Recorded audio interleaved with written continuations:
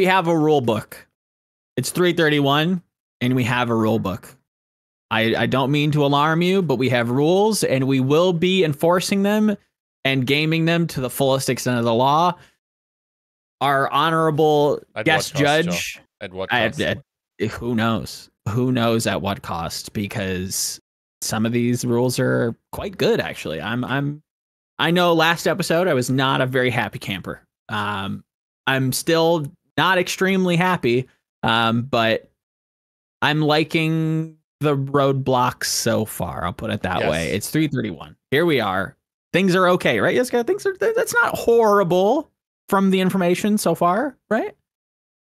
Yeah, no. Other than the house currently being on fire, Joe. No, like I mean, at least the rules are good. Are you trying to appeal to my inner German? Like 100%, I am. I'm trying to. It was so nice being the curmudgeon last week that I'm just trying to butter you up, keep you coping, keep you happy. You know, well, at least the rule book's out there. At least you have something to chew on as the house inevitably is torched behind you. Yeah, I will say there's someone with litigious spirit at work, because we were mulling over these rules with 10 p.m. brain, and we had some trouble trying to find out about the spirit of the rule, and then also the specific mechanism as it pertains to the point distribution.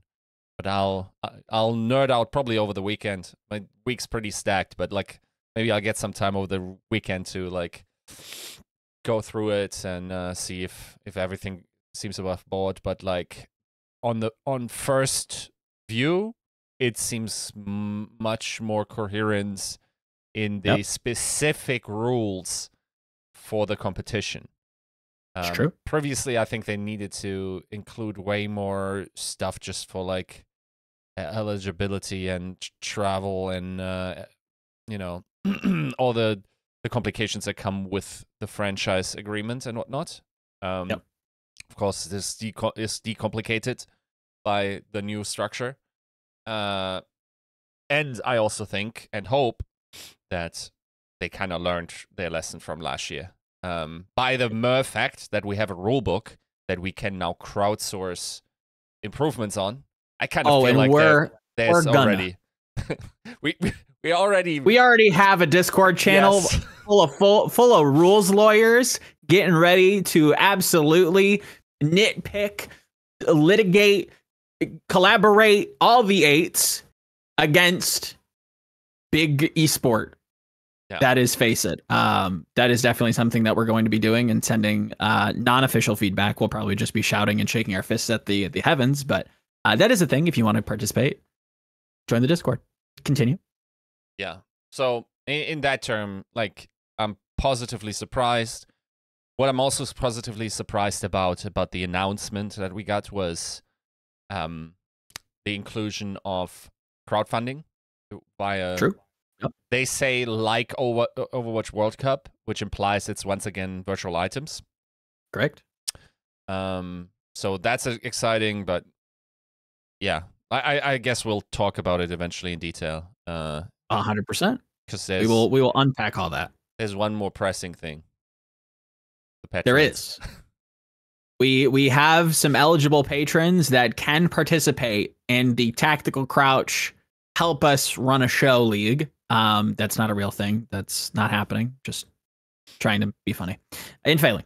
But our eligible patron producers that are capable of participating are Battlecry, Briefine, B and Bronzebot, Boohow, Lulshin, Rexane, Volamel, and Sugar High, and our YouTube members IMDRW, Brother Adam L, Ice Jello, Fire Emblem 6, and AK. I think they'll hit top 4. That's just my opinion. I think they're better than Prophet, who is now maybe being a coach. Who knows? Yes, we do have rules. We do have OWCS news, but we also sadly do have layoffs with Overwatch esports being kind of dissolved. A lot of people don't have jobs currently, and that kind of hit the docket to kind of start the week. All the observers are now LFT. Funnily enough, like weirdly enough, not even funnily enough, weirdly enough, somebody like Zoe, Mr. X, all like the former like full-time heads of Overwatch esports are also looking for work now. it's a sad day to see somebody like Zoe leave Blizzard, who has been there forever, has worked on a number of different esports, was there at the beginning of Overwatch prior to the league, doing a lot of hosting, working alongside Blizzard to, I would imagine, kind of launch this stuff. Was this, how much of this was surprising to you? Okay, so that there would be large-scale layoffs made absolute sense, and I think I was a little surprised how late some of those came. Right. As much as it sucks to say, but I think I'm looking at the production and specifically the observing team, which now should fall upon the third-party tournament organizers that were chosen, right? True. It should, but that also, I mean, admittedly, that'll probably be at a pay cut and a contract and not full-time employment, right? That is sadly the other side of it, because as we talked about previously, the rates were cut in half. I saw someone talk about the CDL or COD League. Was it COD League? No, it was NACL. NACL. Okay. That's a riot. Yes, it is. League. But their day rates, like going from, so they were let go, and their day rates were cut from, I think, 650 to 200, which makes it not a livable wage, right? Yeah. So I hope it doesn't dip to those levels, but massive cuts in their rates might be expected.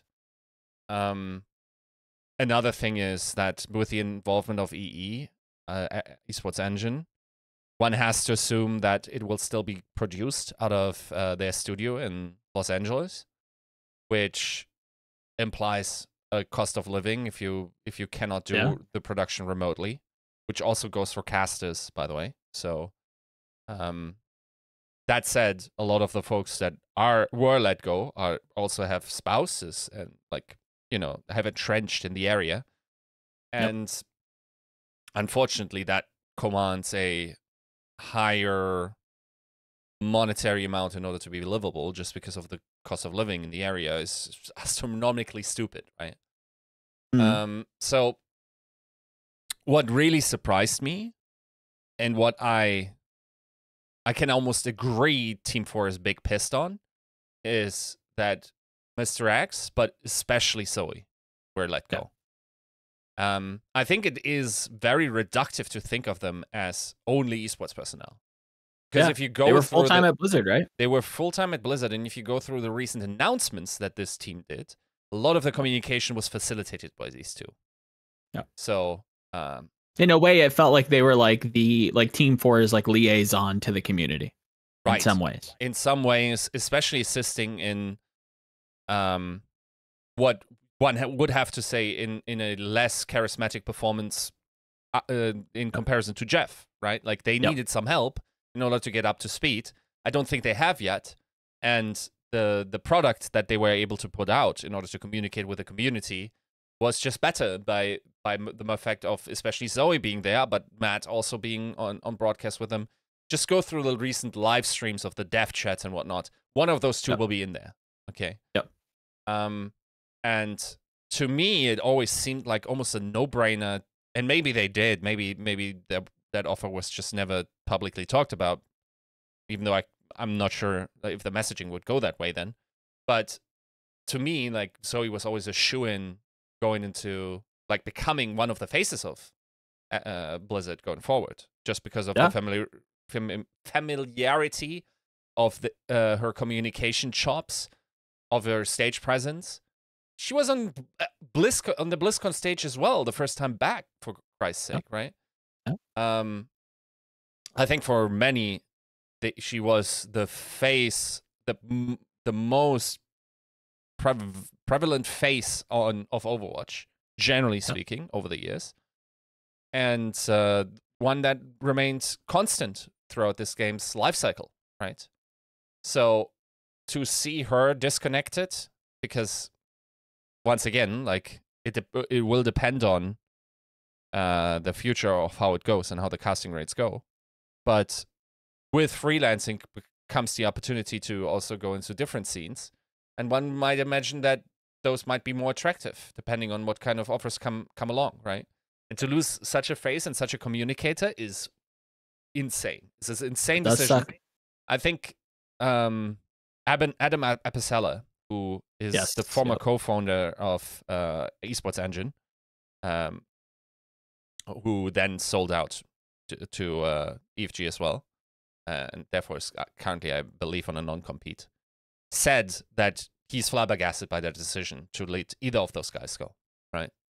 Now, one also has to understand that Mr. X, Matt, is not just like the broadcast guy. I think that was something that was known in the community, that he did a bunch of like production and, formatting and all of that behind the scenes. And to lose that is also a huge loss, right? Also, just like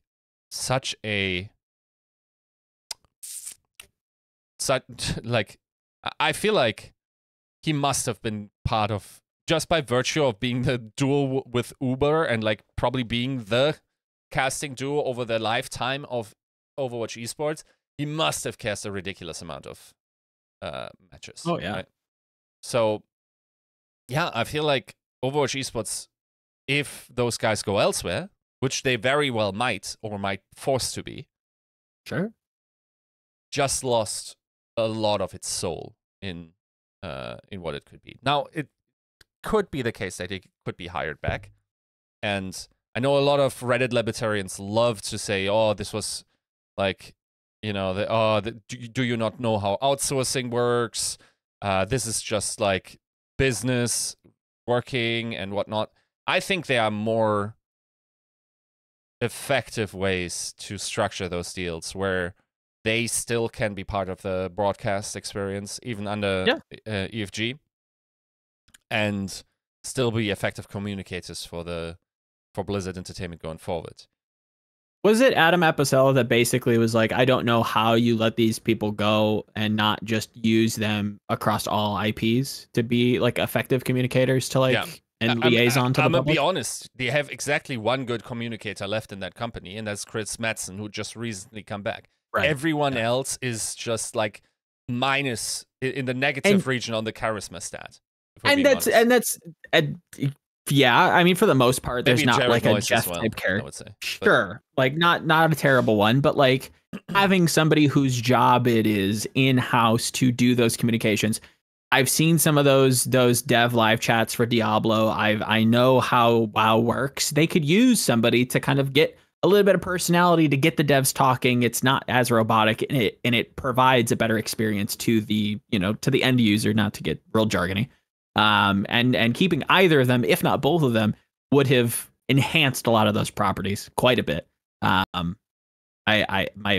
brain starts to wonder if this was not just like a Microsoft, like who is not necessarily like on the back of like, what was it, like 1,900 Blizzard employees being laid off. Like, is this not like an installation of like Microsoft looking at the books and just slashing everything that isn't like mandatory?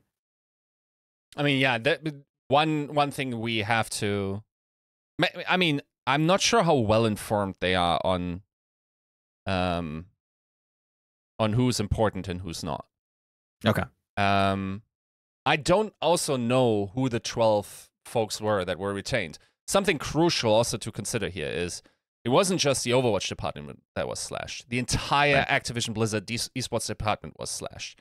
Correct. Of the 72 employees, 60 were let go. So there's 12 surviving members. The only ones that I currently know of is Daniel Say, who's the old general manager of Call of Duty League, that like retained like his position, I think.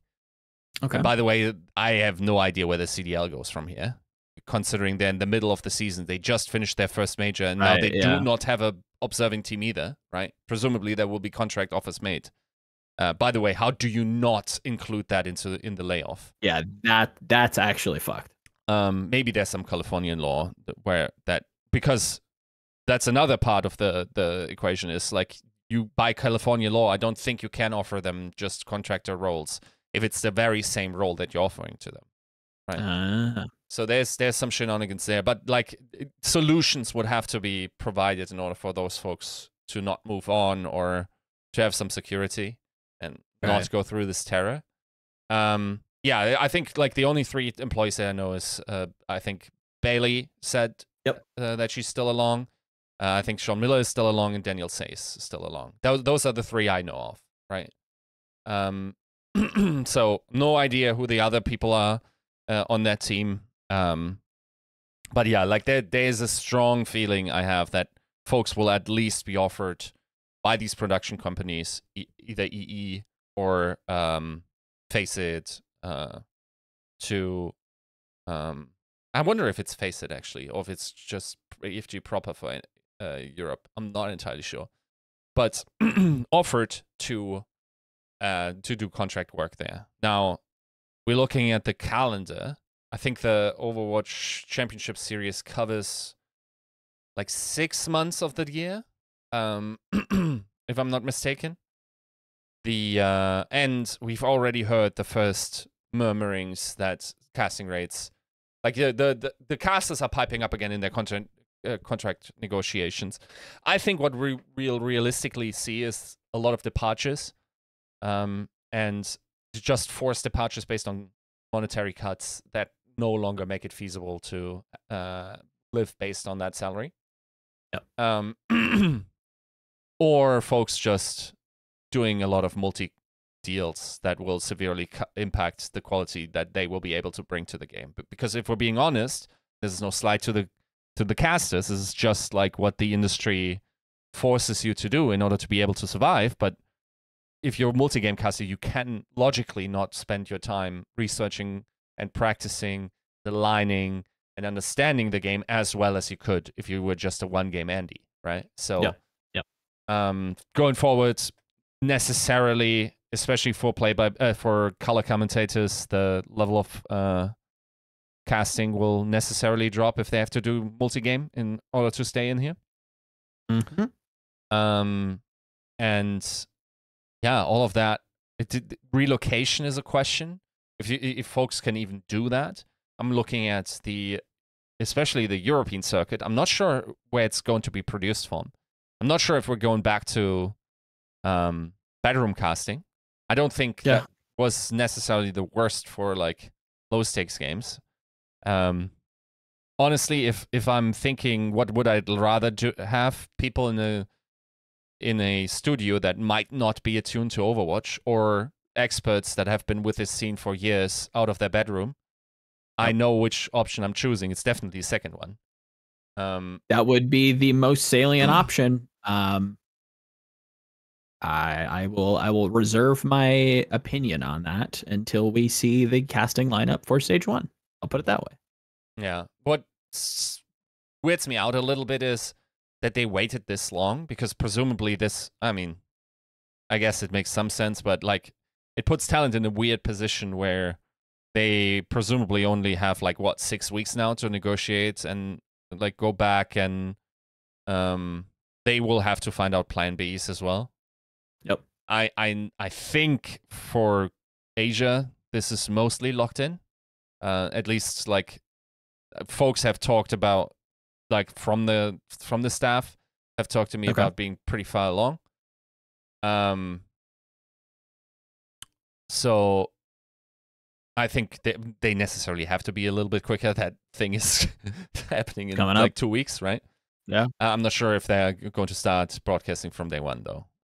There's always like something in me where I'm thinking, should you really broadcast the 512, big bracket where no single big, like every single game will just be a stomp if you do your bracket correctly, which you presumably should, because there would be nothing worse than seeding 2 of the best teams in an early 512 team bracket and assuring that they won't be in the tournaments because it's simple elimination, right? Like it would be an absolute nightmare for that to happen. So I'm presuming there's some prior seeding shenanigans going on, which I think absolutely should happen. At your own discretion, you should seed the bracket. Definitely do not randomize it under any cost, okay? But yeah, it's rough. I think it's also rough because this has sort of kicked off like a wave of just thinking out loud where esports is, if esports can be a viable career path going forward. Yeah. Thinking of folks that are currently sitting in degrees of esports management and whatnot. And that must feel awful. But I feel like I catch the emotion of that. I just don't quite believe it. And that might be big hope, but I feel like it's informed of I've been around for a little bit in esports. I was around for the 2008 following year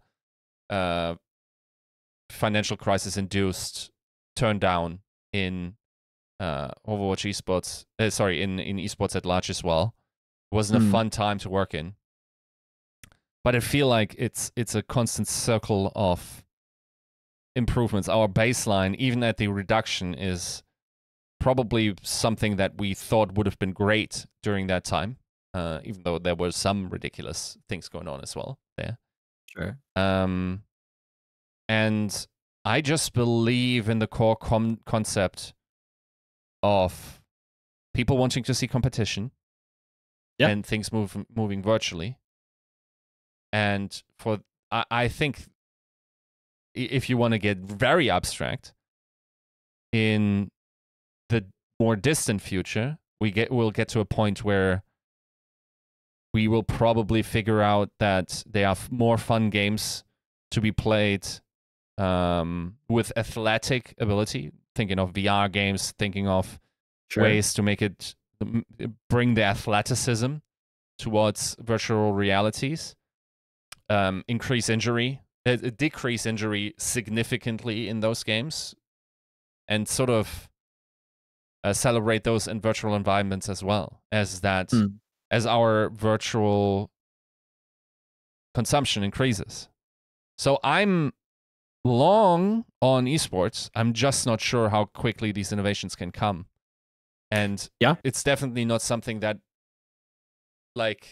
should inform your short-term decisions making, because what's really mattering right now is, can you pay the bills for the next 3 years? And there I'm much more pessimistic. 100%. I don't think I think it was Jacob Wolf that had a pretty gloomy tweet regarding the viability of a career in esports. I think there has been a line of safety that you can walk within regards to having multiple arms to your career, whether that be content creation, whether that be streaming, whether that be, multi-game, maybe doing all of the above, right? Like some of the most successful casters at the moment, especially even in our space, are doing multiple things all at once, right? I think for the foreseeable future, I would agree with Jacob in the sense that being a complete and utter expert within one esport and solely kind of doing that is probably on its way out within, for the foreseeable future. I don't think that's a viable option. However, I do think there is, and this is a pretty high bar to hit, but for the most competitive, whether it be caster or producer or content creator, I think you can. I think the future is kind of multi-gaming, but also having the brand that we've all waxed lyrically about for forever, that you have to have, and you have to grow your brand, and you gotta put out content, and you gotta do multiple games, and it's like this is stuff that we've talked about and has to be done. Yes. So yeah, it sounds like the monetization of everything sounds awful, but I think what folks really just crave is authenticity and character attached to some form of excellence. You want to be informed by, you want to get an idea what the guy that's very good at clicking heads is like. Right. and their Murph feeds does not inform how that's happening. It does not inform any call to action as to, you know, where you should apply your money, for instance, right? That happens on personal streams. So like there's some bug in the human code, right? Where if you look at a group of people like achieving some incredible feat together and you just see them on stage, there's a distance that does not make you open your pocket in this demographic. While watching people slam desks and snort G Fuel might, right? For no reason. Maybe it's self-expression and being part of something, getting your submission to show up on a large screen, and maybe there are innovations to be made there. Maybe it's about the personality, really. But I think in terms of aligning incentive structures, there are many good things in this system that are coming forth that unfortunately have to happen. Which I think I think it's fine to be just a player if you're one of the best players in the world. I think that in itself has enough draw and enough of a fan base in order for you to meaningfully contribute towards a brand, right? Yep. If you're outside the top 10% of the players that you're competing against at the highest level, you probably should be forced to stream in some capacity. And unfortunately, there were no contract structures in the past, even though there were stipulations and contracts in the Overwatch League that saw people have streaming hours. Folks were not incentivized to make those profitable for themselves and build a brand, but just, you know, stream 20 hours, shut the fuck up, camera off, and then I get my free 25K, right? Yep. That's not the way to go. So I think there's a world where, and those are the numbers that are being relayed to me right now about organizations willing to look at Overwatch, is the salaries offered are not livable wages by themselves. Okay. Even if you have the prize pools come in as well, it will not be livable for anyone outside the top 4. Right? Yeah. I think we know the prize pools now. We do not know the prize pools of the major and whatnot, but like, yeah, meaningfully, like if you do not make the major, that's a big cut on your ability to make a living off that. So where do you get the money from? Well, you probably have to produce some content in order to monetize yourself, build a brand, and bring some value that ultimately is the core part of the business, which is entertainment, right? Now, I will also say this is a dangerous game for organizations, because as players build their brand and those folks get some kind of monetary incentive here, it's not like the best thing that could happen is that they tie their entire brand to the esport and they remain in the system. But if they become independent because of that income, the biggest streamers and whatnot, they might not necessarily need the team, right? Yeah. At some level of organization, which would probably still require a management team behind them. Now, this is like in Overwatch is unlikely to happen unless we get like a new phenomenon in streaming from that. Like XQC was. Mm-hmm. But yeah, generally speaking, like it should probably be feasible to make a couple of $100 if you're streaming all the content that you're producing, like playing ranked, like even maybe streaming your scrims, and coming up with fun ideas, fun narratives, and also giving the players an idea what actually generates a buzz, right? Which they previously had no idea on, right? Yep. And that increases competence towards the desired product across the board. So in that regard, I actually kind of like that system, even though it really sucks that there's very little security. And it does absolutely put a bias on folks that have a stronger financial background in order to make this feasible, right?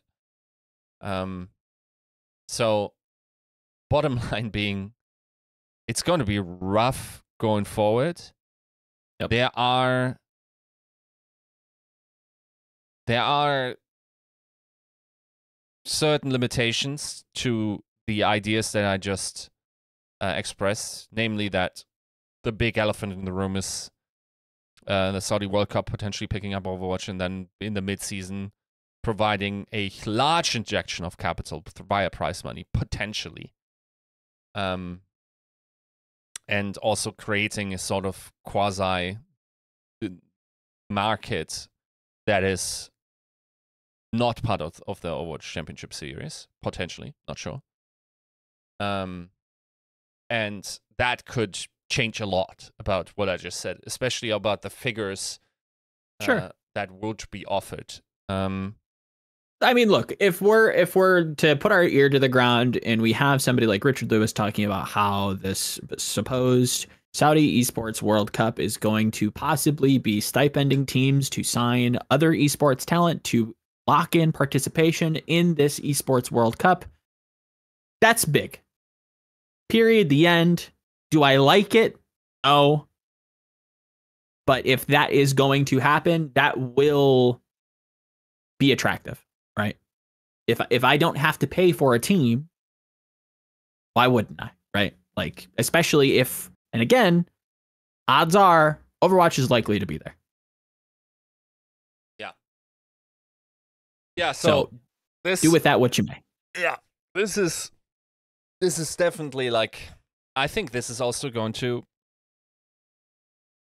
cause some hard questions for those that were just laid off. Yep.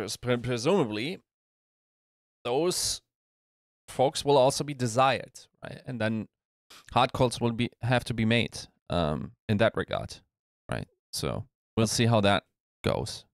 I reserve judgment for now, and we'll see how that transpires. But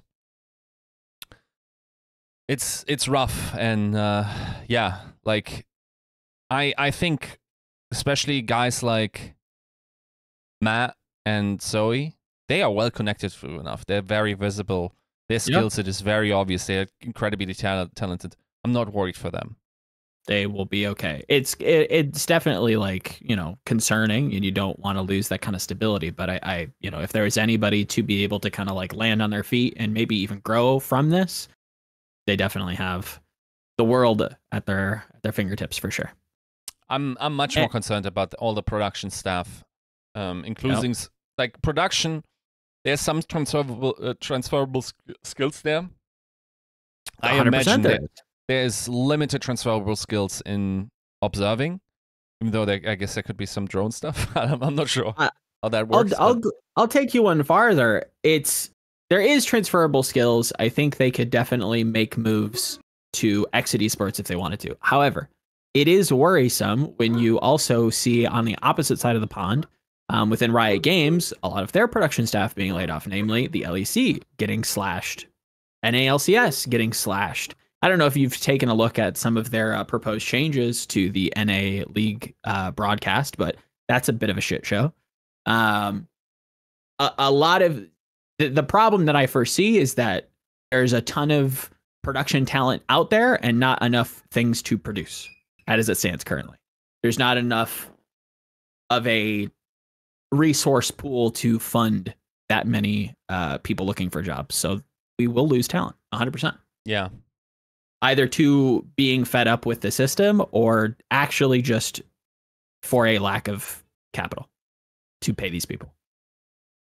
And in truth, like the fact that EFG controls everything also provides maybe lower barriers for those guys to just get their foot in the door with EFG that's, organizing a bunch of other esports events around the industry. So maybe that will make it easier for them to multicast. I think possibly. For instance, I do think Rocket League is white label produced by EFG. if I'm not mistaken. Okay. So I'm thinking, like, for instance, someone like Lemon already has a foot in the door there.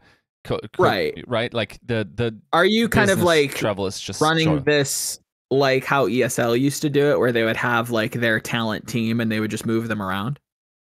No, Am I understanding no, that I way? don't. Okay. I don't think there will ever be a permanent casting talent. They realize that the certain specialization is required. I think from the very early years, they kind of realized that this is probably better if it's a competitive industry, where it's a talent industry with contractors that have to fight each other. I hope the camaraderie around rates stays the same while everyone competes on merits of broadcasting talent, or rather output, what they bring, how they excite, not necessarily that they take less in terms of their day rate. And even though it is a viable way to compete, unfortunately, it's just not a way to produce the best product, for being honest. And I hope that this is accurately priced in, even though I realize that there are very few good methods as to, ascertain who's worth it and who isn't. It's very challenging, right? I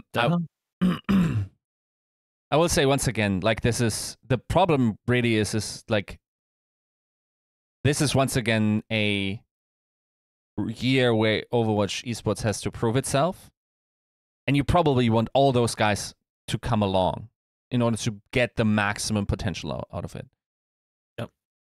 It's just a tough ask after Overwatch League to expect everyone to shell out in order to give this a chance in hell to grow back. Yeah, how much good faith do you have left with the talent that has worked this? Obviously, there are a ton of passionate folks that, just lost their jobs. I can't imagine that they're particularly happy about, how this game has look, I'm also totally open to the possibility that the selection of the Overwatch League casting was not the best it could have been. Okay? As much as San Francisco Shock was a great team in Season 2, they needed to switch it up in order to win Season 3. Sure. And in the same sense, improvements are always possible. Now, endearment of the audience have to be factored in and all of that. I think the product will feel very different going forward, especially under the production of EFG. I think a lot of folks will be disgruntled with the way they run the tone of their broadcast, or generally tend to. Maybe they will align here, even though I couldn't really imagine it because they're running it through their platforms. Right. And with that come new demands. And we have folks that have worked that exact system, namely Uber, for instance. Yep. That seem like a shoe-in into that type of broadcasting. But generally speaking, yeah, it will require different storytellers for a different system in order to bring the most out of it.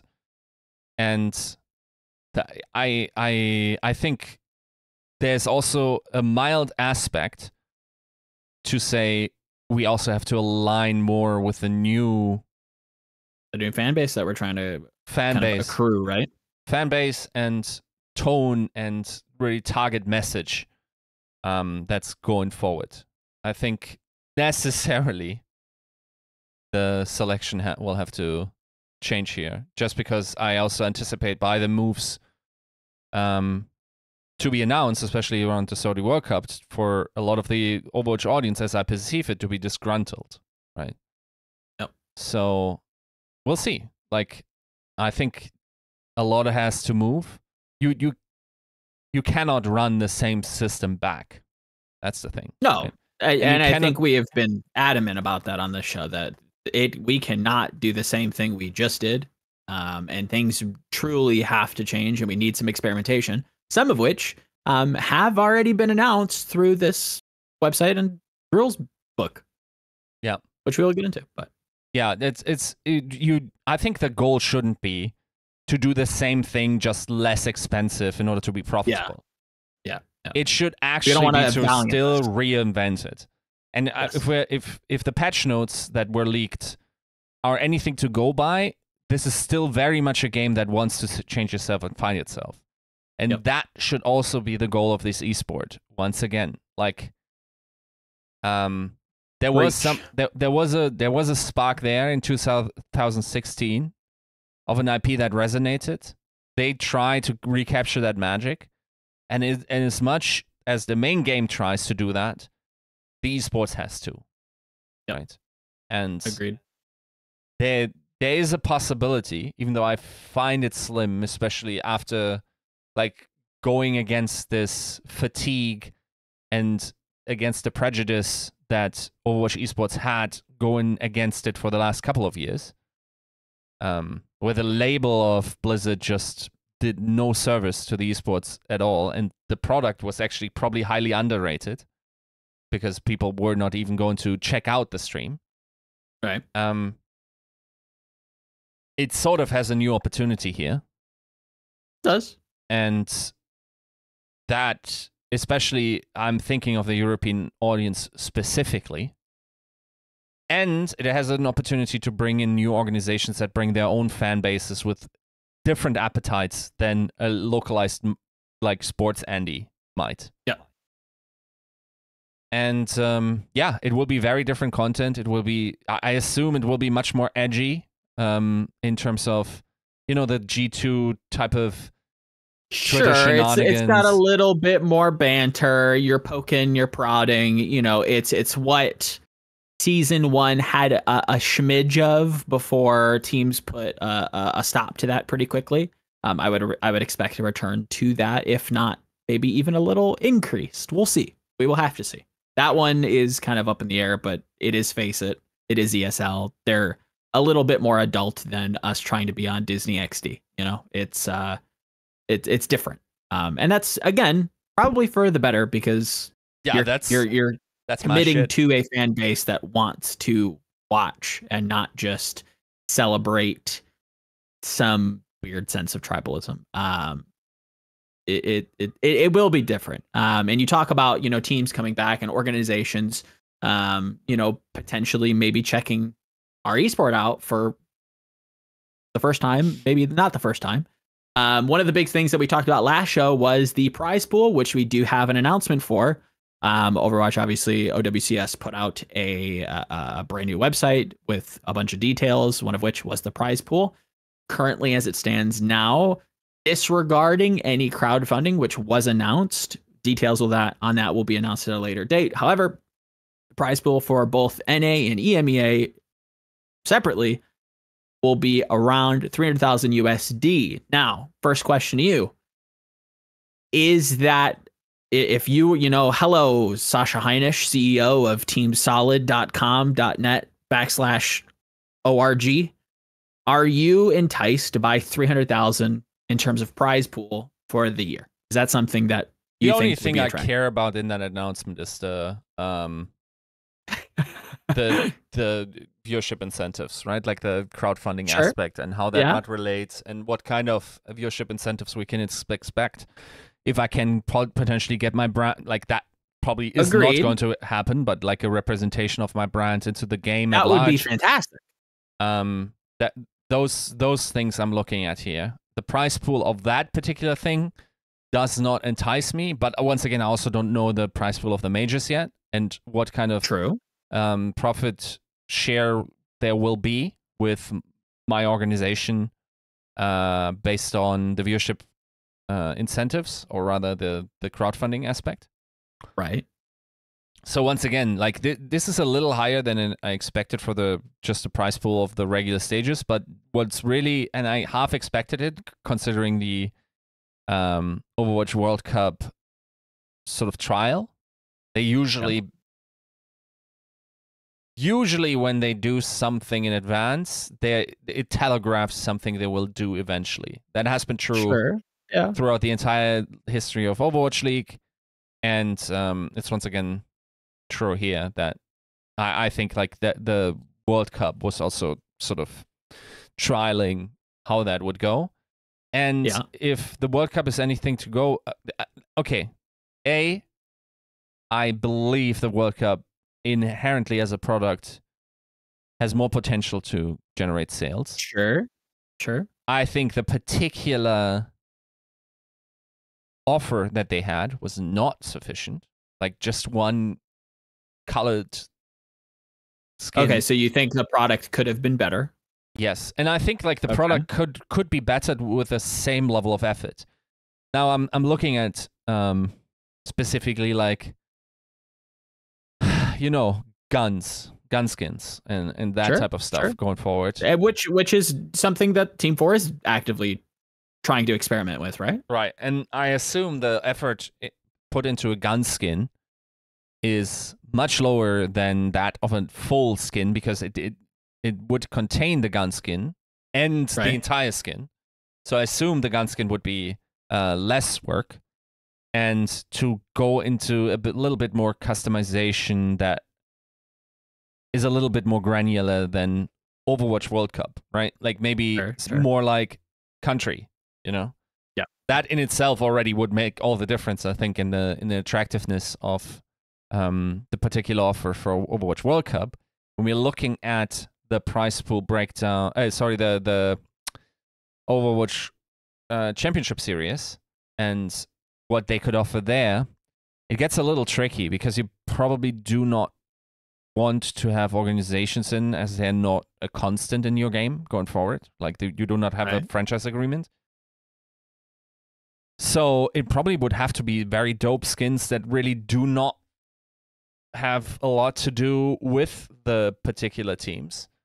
But I would at least make it thematic towards a particular season. I would maybe have seasons under a particular banner or name, and would that make those recognizable as such?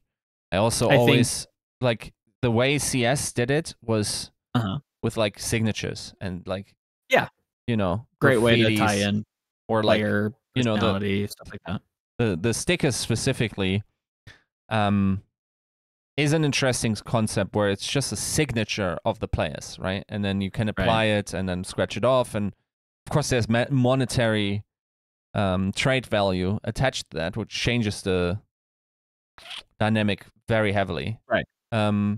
But at the same time, they also had a system where when you watch the major, the guns drop and they will have particular rounds and players assigned to them in order to have some connection to a play or something like this, right? 100%. So stuff like this would be cool to just have a little bit more granularity in the meaning of the skin. Maybe there could be some auto-generation aspect. Maybe there could be more cool features. That kind of relate to the esport, even though you would have to do it without the hindsight, not about anything that particularly happened, but like maybe capturing the year's theme, so to speak, in order to have some level of relation to the actual competition. Because I do believe you want to much more actively tie in the average competitive player into the esports experience, because now the barriers have seemingly, even though you could argue that Path to Pro was really not that different, but I feel like in some semantic cognitive way, it feels like now it's easier to get into the pro circuit than it previously was, even though I don't think that's practically true, but it theoretically is. And therefore, like the transition to signing up to Face It, a lot of people are signed up to Face It in Counter-Strike, right? So removing that barrier, being able to compete in tournaments and potentially at the highest level is something that might get some folks dreaming and actively looking at improvement and looking at and like investing and really getting a feel for how far away they are from the top pros, because I think that is something that really severely lagged behind in Overwatch. The whole connection between the average ranked player's experience and how that relates to esports and the meta in some way. Definitely. And I think that being facilitated on Face It definitely can help more users try to be interested and pursue possibly climbing up the open circuit and that being very fun. But regardless of what the crowdfunding, what the crowdsourcing looks at, what we know right now is that there's 300,000 USD to compete with potentially, not potentially, but like guaranteed there's going to be more money at the major and there's going to be more money when it comes to the crowdfunding. Is the information, my concern is there enough information prior to February 29th, which is our stage 1 roster lock, for organizations to be interested? Look, that's the thing is, I think way more has been communicated to organizations, endemic organizations, than one might believe, right? Like in terms of not just Overwatch, maybe not even Overwatch CS, but the entire Overwatch ecosystem, maybe even more so on the Saudi World Cup side. And that just might be enough to drag it along and to make people look at the system wholesale. Now, without, like, that system in itself would not entice me whatsoever as an org owner. Like, I would look at the prize pools. I would look at what my other teams are playing at. I would classify this as a tier 3 esports at best. Yeah. And would consider it as such. Now, a potential selection of Overwatch as one of the Saudi World Cup teams, if you're unencumbered by the implications, would definitely make you think differently about those particular games, right? So, and wanting to have a representation there. So, and then if you're already competing there, maybe you might just look at the entire thing, and maybe you're bringing a fan list along, and maybe that means like everyone gets more interested. And Overwatch is still a very well frequented game globally, so maybe there is a core audience there that you can appeal to, and maybe you then can buy into it. I think that's a much more streamlined way to making you as an org owner believe, especially if you hear the salaries are, bare bones, or expectations of the players as well. Sure, yeah. I think. Let me not talk about like what I heard Toronto's making, but it's not astronomical, right? Sure, of course, yeah. So, I think like as an org owner, I'm much more interested in the effects outside what has been announced. The only thing that would excite me here is the potential of crowdfunding, but I'd also very much be interested in what my cut is and how I can insert my brand and make my brand be the. I severely doubt that, at least in the foreseeable future, that is going to be any type of possibility. My biggest concern, because a lot of that is predicated on Blizzard communicating this to large-scale esports organizations, some of which have already been burned by Blizzard in the past, namely within the Overwatch League. Is there good faith? Is there even like remotely normal amount of faith that this will be a product worth investing in? I really wonder. I really wonder whether or not they've been in contact with some of the biggest esports orgs to try to court them, or is that really just being fronted by the Saudi World Cup? Which I'm not sure if Blizzard would be in contact, but like what I can confirm is that they are definitely talking. I'm not sure if it's Blizzard or if it's the third-party tournament organizers. Sure, it could be Faceit, I suppose. I have they have of course pitched that rough idea already to all the prior owners. In some capacity. I would imagine, yeah. That seems like you have the foot in, you have open channels to communicate to. But I can't imagine going to something like Team Liquid and being like, "So, would you like to hear our OWCS pitch?" And it's like, no. Yeah, maybe not, but maybe. Yeah, I don't know who does the selling of that, what I mean? Right? Sure. But, like, I think some traditional esports organizations have been approached, and I would imagine are being courted, and there is a willingness to get those folks back on the table, because a lot of like that's their crowdfunding in some sense, because like the system just stemming then investment is, yeah, it's unlikely to happen. But yeah, it's my biggest concern there is that we've had evidence points in the past of Blizzard talking to orgs and not providing enough information or any information at all. And that concerns me when it comes to within a month's time having to make a decision of whether or not I want to sign a team. Or we just wait until a major, like I assume, and we just sign the best team and we are guaranteed some exposure. We're guaranteed some kind of a return, right? Mm-hmm. As these teams attempt to qualify, they will be teamless until it matters. I would assume it's pretty high coverage of like at least the biggest teams, the most.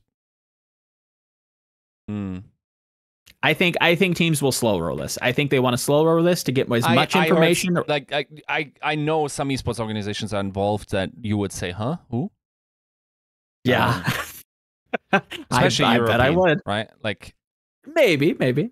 Yeah, so I'm not going to force juice, but yeah, that we can chat about that. But yeah, as it stands now, the details are pretty slim. As you know, again, the details that have been laid out means that roster locks are, near, not monthly, but, February 29th is our first roster lock, followed by April 4th for stage 2. And then the major rounds out the end of May, right? Like that's going to be the foreseeable future of what these organizations are targeting.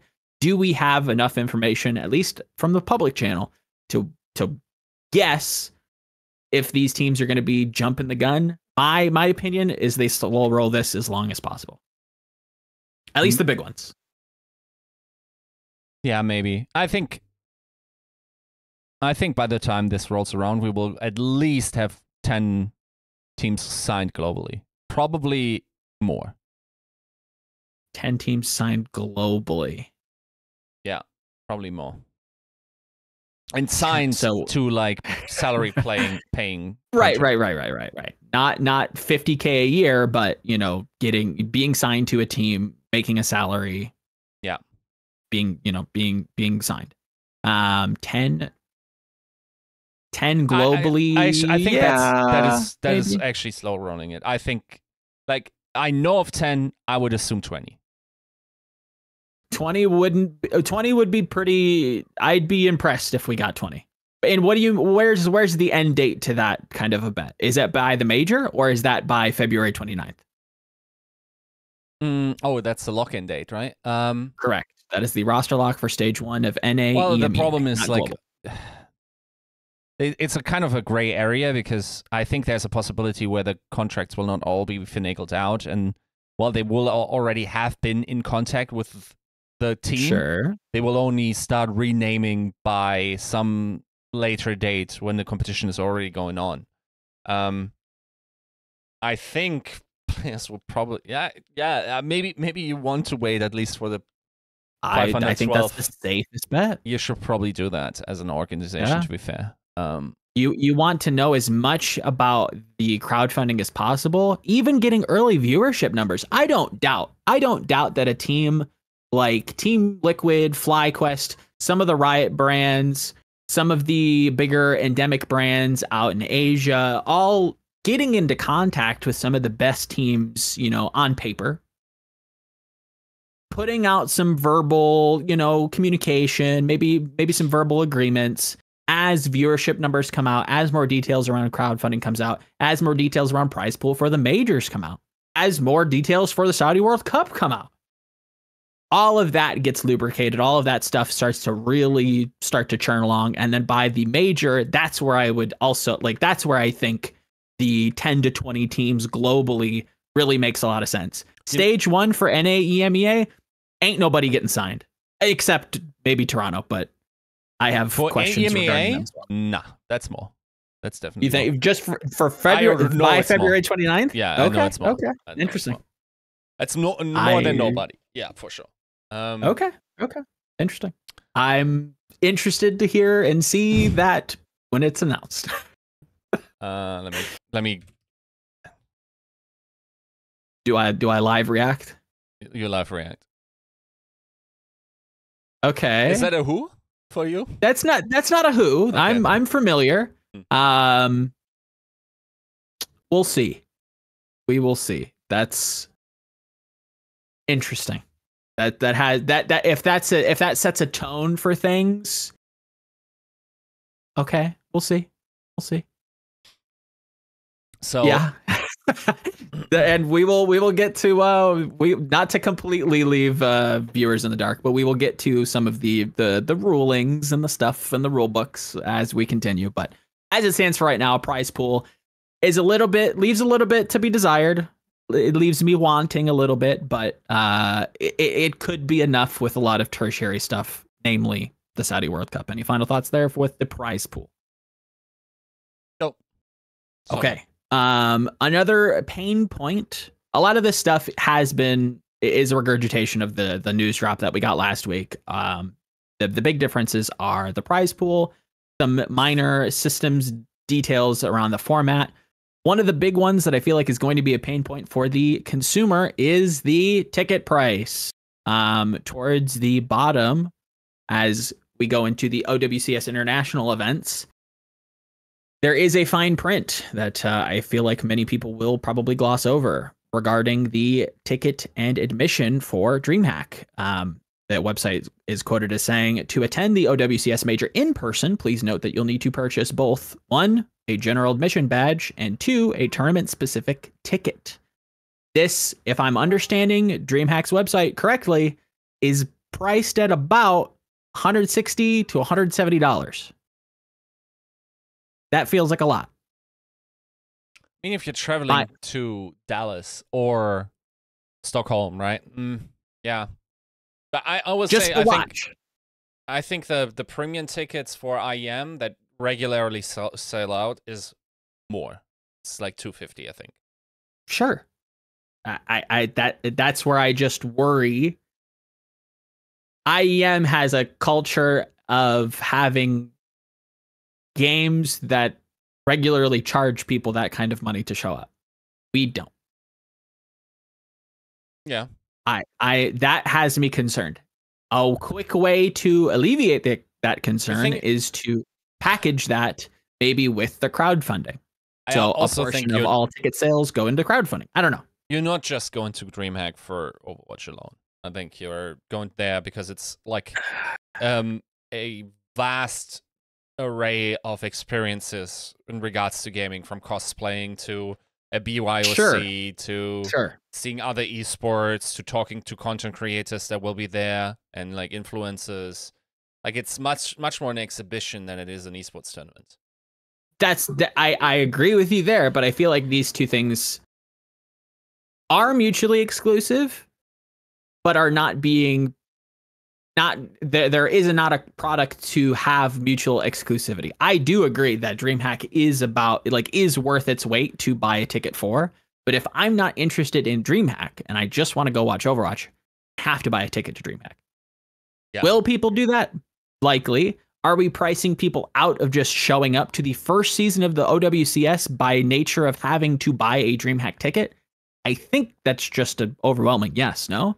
Like that seems to be kind of a hard ask for people to go, hey, I know our big $1 billion Overwatch league just died, but can you shell out some money that you've never done in the past to come watch the spiritual successor for the thing that you liked? Look, there's no. Oh darn! From from last year, there really also aren't that many seats. Like maybe they're increasing them for those two specific events, but we had one of my bosses was at Jönköping. Okay. And I mean, it was pretty limited. If it's 200 people, it's much around most esports tournaments right there, right? I don't think this is a product that necessarily wants to be consumed offline. Also, fuck esports viewers, you better shell out for some shit, okay? I mean, I agree with that, but as it stands right now, with the public information that's out there, and I think that there is a great way for them to bundle that into like some skins or participation to the crowdfunding, like make it something that is enticing of Overwatch fans and Overwatch esports fans to want to go. If you have a ticket, you get a bundle of some kind. I think there's ways to alleviate that, and I agree. Esports fans need to start paying some goddamn money. I think I would fight you on the point that this esport is best consumed I just in a live audience. In my mind, like if you're specifically like for American audiences, the price that you drop on those tickets is like 10% of the travel costs you have probably. For maybe depending. Are we looking at just travel? And if I'm traveling in like domestically, I mean, feel for like Dallas, it's a little different. No? Yeah. Like wouldn't a round flight to Stockholm, I guess if you book in advance, Stockholm is pretty expensive as a city in terms of hotels. Yeah, maybe it's not 10%. Internationally, 100%. Like, I agree with you there. Like, that is if you're traveling internationally, then that probably is the least of your concerns. But if I'm traveling domestically and I have to pay $200 to just go watch some Overwatch, if that's all I want to do, and I don't really want to go to DreamHack and I just want to go support my favorite player. Exist. Like, and you got to farm the whales. If you're committed enough to fly out to an event like this, you're probably fine paying those ticket prices. Okay. I mean, I don't think there's a barrier there that, like, especially if you only have, like, this is not going to be a 7,000 man arena, right? I agreed 100%. It's definitely more limited. I just hope that I would be interested to see how live attendance numbers look and, what DreamHack has to say after the fact, after our first major. Yeah, if you're going there, I can already tell you better enjoy the entire experience. I don't think you just 100%. Yeah, dude, get your money's worth 100%. Yeah, get your value for just like watching Overwatch there. I also think this will probably be plenty of time to explore the rest of the expo. There, so I don't know, like that. Generally speaking, even ESL ones are. What was it like in let's say even BlizzCon? Like how much con shit is actually happening? Can you get tattoos at BlizzCon? Can you what? Oh yeah, you can get like little.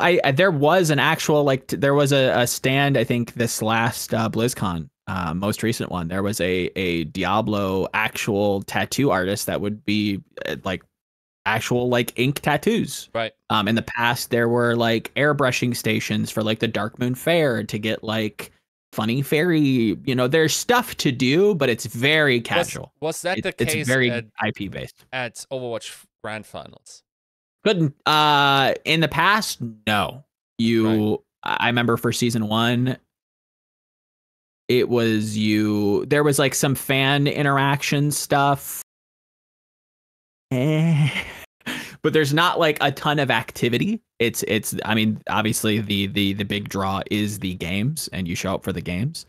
Season 1 obviously was the season where we had the very like traditional sports best of 3 of best of 5s.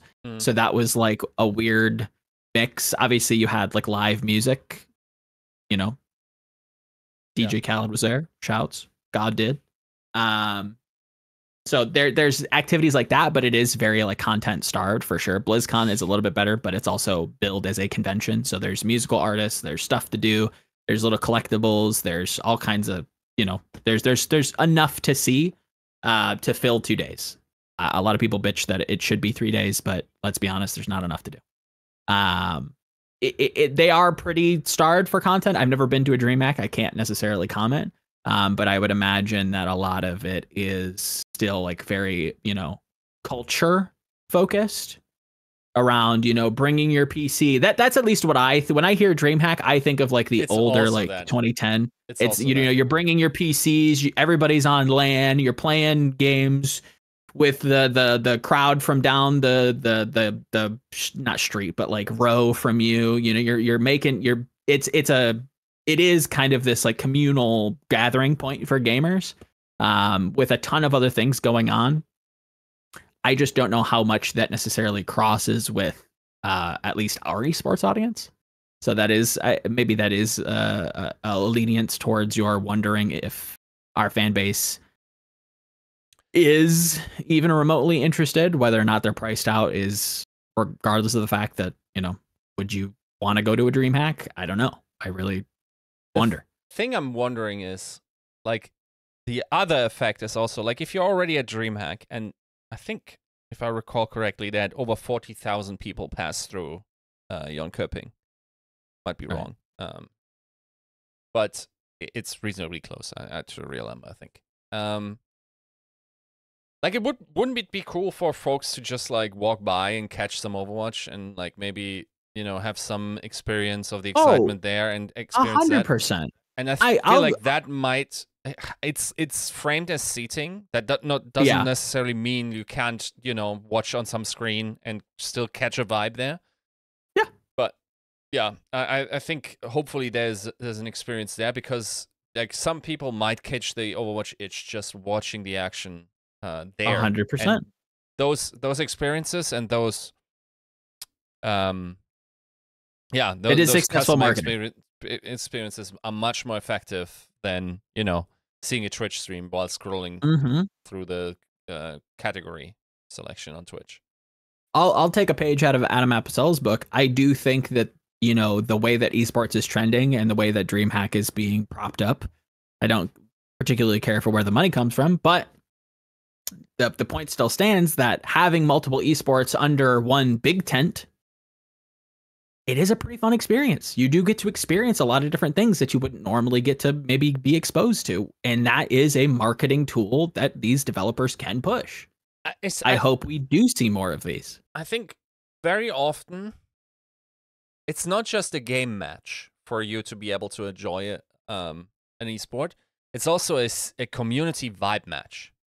Like if you're tapping into an esport that you do not even fuck with the game with, but the people are kind of like your tribe, and it feels like you're sort of aligned with them and their general outlook on things and how they have fun there. I think that might just be enough to convince you that, like, there might be something maybe there. I should be watching. Maybe I should be participating. Maybe I need to pick a team or whatever.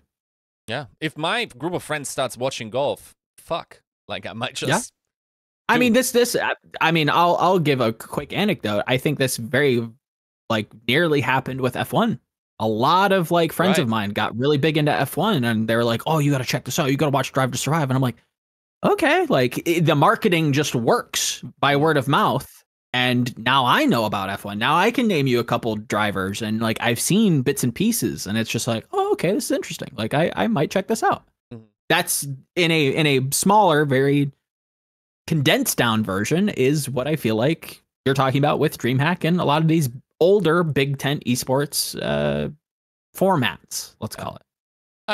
I'll say that happens to me with Call of Duty. I think the game is ass, but the folks surrounding it are just making fun content and also have some bite to it that I enjoy. Yeah. I feel like esports in general gets like that when any title gets towards their world championship. Every time TI's around, why wouldn't I? I have friends that are into Dota and they'll talk about TI and it makes me want to check it out. Makes me interested. Same thing with COD, same thing with, WoW Arena, whatever it is. If there's somebody who's interested in it and is talking about it, and it sounds at least remotely up my alley, why wouldn't I? Yeah. Right? And that's only more pushed on you in a live environment. You're walking around, maybe there's not a match on. You want to go do something. Oh, let's go check out StarCraft. I wonder what's up with that. I haven't seen that in forever. Let's go take a watch. It can be very successful, and I hope that we do return to it, but we will see what the numbers look like at DreamHack. Hopefully there is some OWCS interest, and hopefully some people get some seats, and hopefully they had a good time. And if you do that, let us know. Any last thoughts there on the website? Anything else that feels pressing? No? All right. Get your rules lawyers hats on. We're diving into the rule book. We're getting into it. First things first. We have map bans.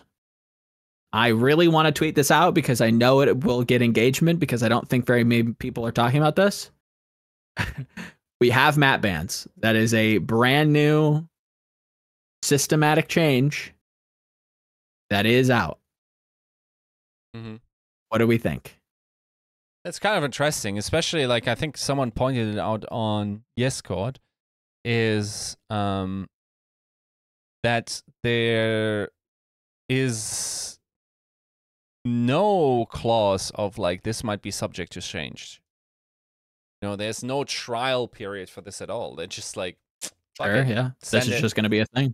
Yeah, send it because now the context there is that there are plenty of other instances in the rule book where it's like the administration is, within their rights to change the hero pool or change the map order or change the game mode order at any point in time. But the vetoes is not like that at all.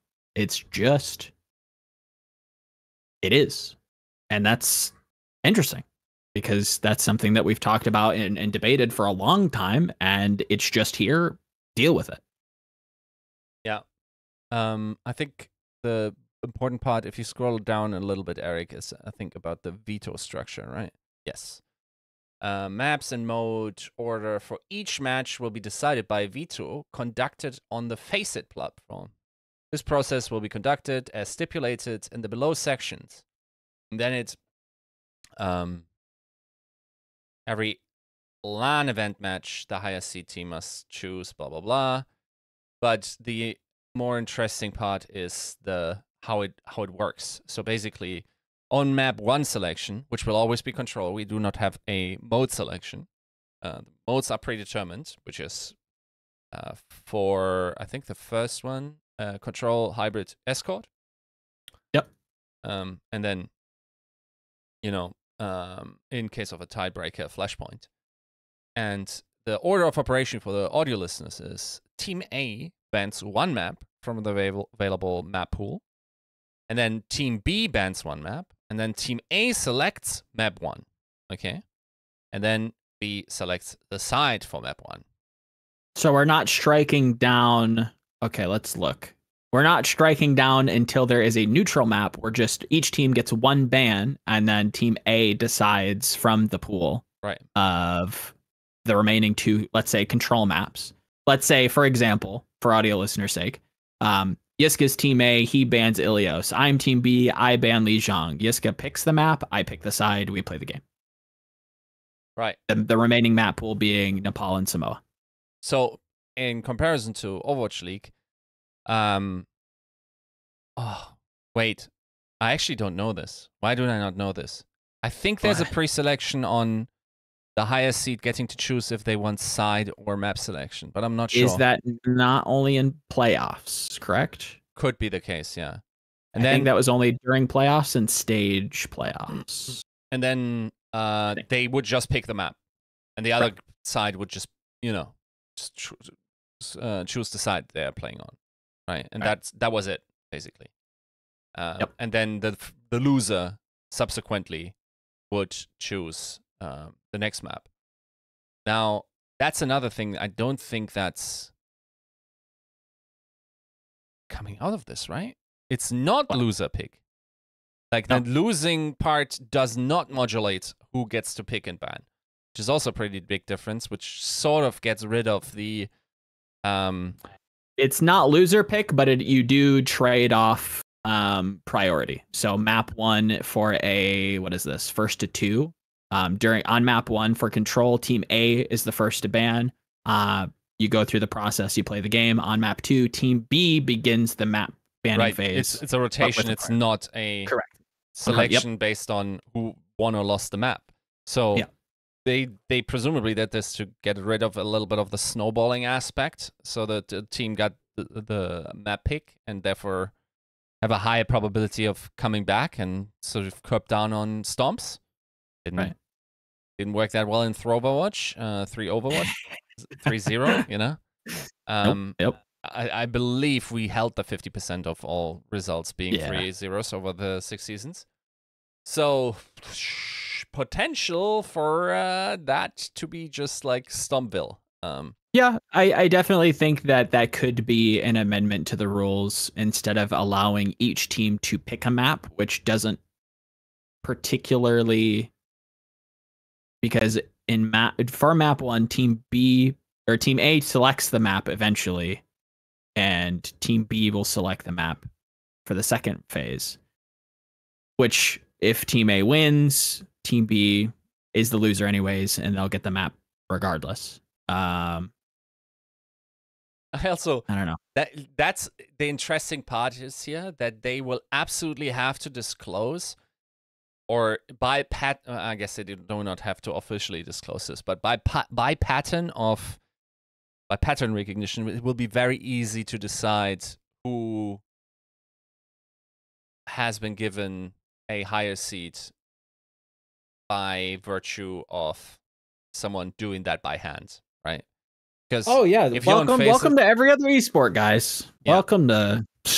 But usually these other esports have some rhyme or reason to it. At least eventually, we will have to start with absolutely preferential treatment, which they absolutely should. Because no, you are not Kevster. Okay, you should not have equal opportunity as Kevster. Okay, that's not how it go. Like Kevster should not have to play, I don't know, against the proper team or whatever, right? Like that's not a thing that should happen in round one. That would suck and would destroy the final product. But yeah, it's interesting that it is rotation and it does favor the highest seed heavily, which is something that I actually welcome here, because you do want much more than you want no stomps to happen. You want the highest seed to win generally, when a lot of the quality of your tournaments in your 500 up to 512 team bracket depends on the best teams actually making it and not getting goofed on in a best of three. What effectively is a best of three, right? So, or first to two, whatever. First to two, best of three, first to four. It's all in there, guys. Look at it. Another point of, I think the map bans is definitely a welcome change. I think this adds a lot of not only analysis point, it provides narrative points. It's 3 maps though. How deep is it? It's not that deep. It's not. And then I feel like that's the biggest and definitely the most like empathizable point, especially that we've heard from coaches in the past, especially on this show. Is having to prepare for all of these maps. The more that I've heard from these teams, the more that I really doubt that even tends to happen, because everybody is just like, herder, I will just play exactly what everybody else plays, and we'll just have to deal with it. This is one of those bullets that we were just going to have to bite, a frog to eat, for Mark Twain, I think. And it's going to make a more compelling broadcast. I'm sorry if the players and the coaches are struggling with that. Wait, is Eric correct? There's no push? Is there no push? Is there not? Wait. No, I thought I saw New Queen Street. Really? I remember seeing New Queen Street. There's a map pool for it. Yeah, push Coliseum, Esperance, New Queen Street. But the first to 2, control hybrid escort. First to 3, control hybrid push flashpoint. Yeah, there's push. But it goes to first to 3 instead of first to 2. Yeah, right. First to 3. Is when does first to 3 start? During the Swiss, right? Now that's a good question. That's one we're gonna have to figure out on. Yeah, to be fair, like I feel like we're just as a general caveat, we only got to the rulebook, like, just before the show. Yeah, this is a lot of like we skimmed it to find some like big points that we wanted to bring up, but as we go through it, like with our brains, a lot of questions are going to come up. So bear with us as we kind of flip through this, because I'm also not sure what systems happen when. Is it a first to 3 until Swiss, like Yusuke said? I don't know. Wait, the predetermined order played game modes for any Overwatch CS. Okay, so in first to 3 pushes in, and pushes also the tiebreaker, and then first to 4 pushes also in. It is kind of interesting that it pushes third in a first to 3, but not at all in a first to 2, even though it would still be if, I guess they want escort to just like, because it's the last mode in the in the other formats, they want some frequency there. Yeah, it's fair. I think also Escort is just like the most compelling with hybrid. Can I interject with a minor tangent? Right. Can you bring up section 617 subsection 1 subsection 1? I feel like these 3 bullet points are, I think they're interesting. 617.11. In every LAN event match, the higher seeded team must choose to act as either team A or team B. This basically gives the higher seed to either pick first or pick second. Okay, yes. Interesting. Yeah. Subsection 2 in any match conducted on the entire series, though. Correct. Right, like you have to strategize, and keep in mind, LAN matches may either be first to 3 or first to 4. Right. So your choice has to factor in all the future map types. And I think like if you want to be team A or team B, that's the big decision. Yeah. In those situations. Yeah, I don't think you're overreacting. Yeah, I think as we continue, it gets a little more funky. In any match conducted on the Faceit platform, the higher seeded team will automatically be assigned as team A. That's pretty bog standard. Sure. Yeah. That's what we all assumed. It gets even funkier. For any match without a higher seeded team, team A or B will be chosen at random. Mm-hmm. There's no good way of tackling that, but in what universe do we not have a higher seeded team? Is that like stage 1? Yeah, day 1, or if teams that have never played on the Faceit platform play against each other.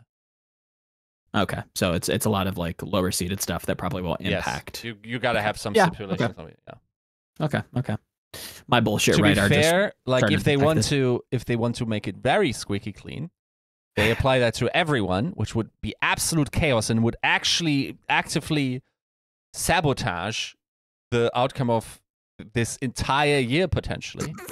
The snowballing potential of having Cavs that play Proper's team or whatever. I'm not even sure if they're on separate teams. Or I don't know anything. Okay, but you're like, oh no, could this be construed as leaking? Oh no, yeah, no. You guys know how I am to Russell leaks. Fuck that. But the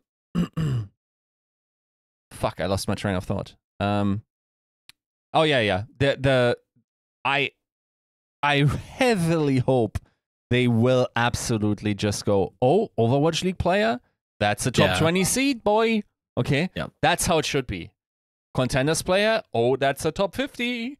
And then the plebs should just, like, if you're good enough, you will get to play one of these teams eventually, right? Mm-hmm. But you should, especially in something like a first to 2, you should absolutely not gamble on the Toronto Defiant flunking out in the group of 512. You could argue that like the best teams should make it out. You could also argue that, especially on patch shenanigans that sometimes happen, you are actually content cucking yourself by leaving it up to randomness, right? So I would understand if you go in squeaky clean in stage 1 and then just take the elo and rank based on that going forward. I think that's a fine decision as well. That's very high competitive integrity. I think it makes work significantly worse entertainment product.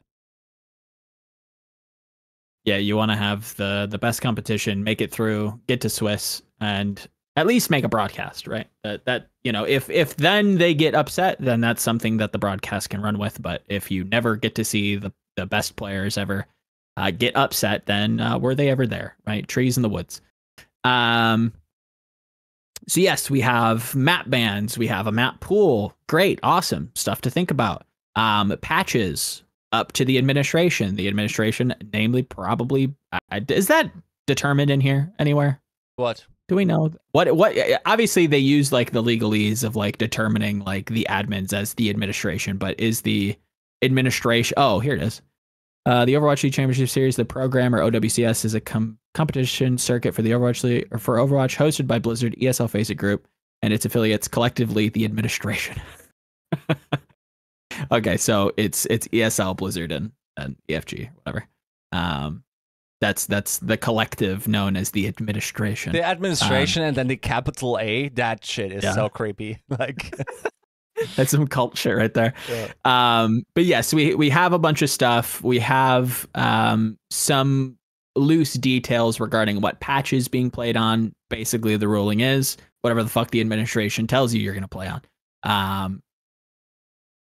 Hero pools is listed at section 6, subsection 12. I just saw this. All modes skin enabled. Say that again. Skins are enabled. Pog. We love skins. That won't be a problem. Interesting. I'm not sure what it was like before. I mean, I'm perfectly sure that teams just played their respective competitive skins, right? But like, yeah. I will put on my Overwatch tinfoil hat and say, is this not a like the most soft admission that maybe top 500 will get a skin? No. I don't think it's a tell. I think what it tells you is that their KPIs are now sales bound. Fair. Yeah, that too. I think that's far more likely. But I will continue to cope that top performers will get some sort of gladiator achievement. Another thing that you rightly kind of drew question to prior to the show, and we did post in our Rules Lawyer Discord channel. If you want to join that, please join the Discord. Thank you, please. Is there's no definition of coaches. Yes. Literally doesn't. I don't think it mentions it once. Wait, in the rules, player must. It does is mentioned as. It is. I'm sorry. Players must be set as coach in order to spectate their specific team view only. Spectators must be locked to their associated team view. That is the only time coaches are mentioned in the rulebook. If you control F coach, that is the only mention of it is during spectating. So there is no rules regarding coaching. You don't need a coach. You don't have to have a coach. You can have 50 coaches if you want. Doesn't matter. There's no rules for it. That's actually wild, by the way. Kinda, especially if we're trying to court team organizations. This is the easiest oversight and the shit you will see most shenanigans on. That's like the first one that you have to point out, because like all terms of competitive integrity in terms of coaching is like, can folks coach multiple regions? Can what kind of like, is there prize pool share? Because what it sounds like here is that players directly will be receiving the prize pools. There's no stipulation organizations or coaches, in fact, right? It's just like a cut of those players will receive the prize pool directly. If I, once again, he just flew over it. So that seems to be something.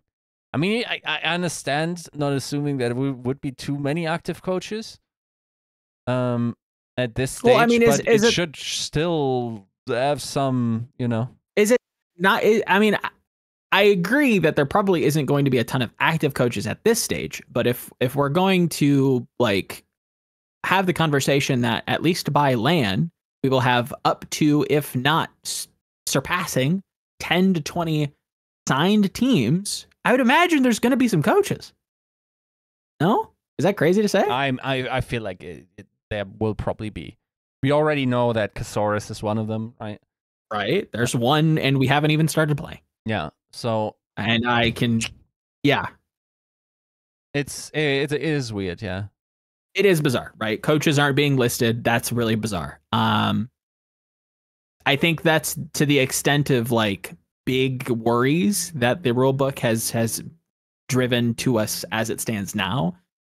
Next are some questions that we are actively trying to pursue answers to.